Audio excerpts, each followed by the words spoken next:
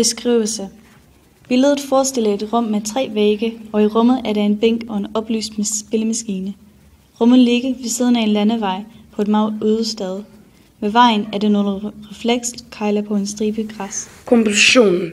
Billedet er en meget åben billede ved at rummet placerer sig frit i landskabet, som det er. Billedet kan til gengæld virke også lukket på grund af selve rummet. Billedet er opbygget af mange forskellige former. For eksempel er selve rummet lavet af mange firkantede former, og baggrunden er en stor firkant, hvis man ser bort fra rummet midt i billedet. Mens vejen har en tendens til at ligne en oval cirkel. Der er ikke noget spor af skæve former, som kan ødelægge billedets statisk udstråling.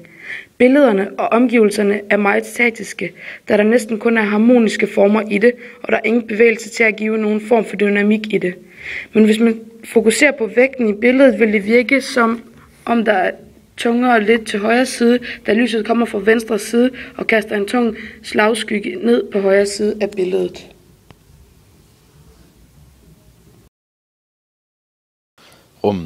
Rummet har en evne til at virke tredimensionelt, da væggene trækker frem, og skyggerne får billedet til at se mere realistisk ud, hvilket giver en fotografisk følelse af billedet.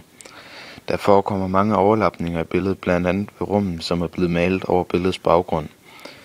Også ved en meget tilfældig placering af vejen, som har overlappet hele forgrunden af billedet, samt flere små ting, såsom bænken og spillemaskinen inde i rummet. Mellemgrunden er den grund mellem vejen og rummet, hvor der ingenting står. Billedet er malet med et normalt perspektiv, da billedet og rummet ligger lige ude for øjenhøjde.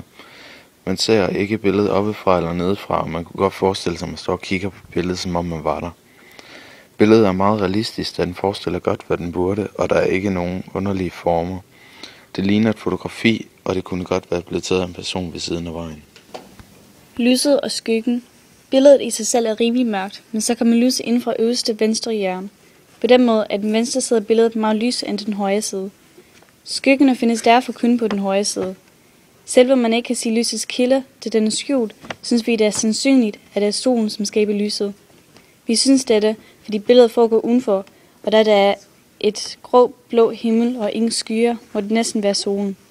Der findes slagskygge på billedet, som betyder, at der er et objekt, som blokerer lysets adgang til bestemte områder af billedet, og der kommer en skygge, hvor lyset ikke befinder sig. Farven.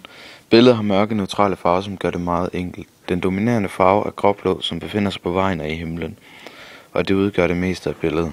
Der er også nogle meget fremtrædende komplementære farver i form af en lille spillemaskine i det lille rum, som fanger beskuerens opmærksomhed.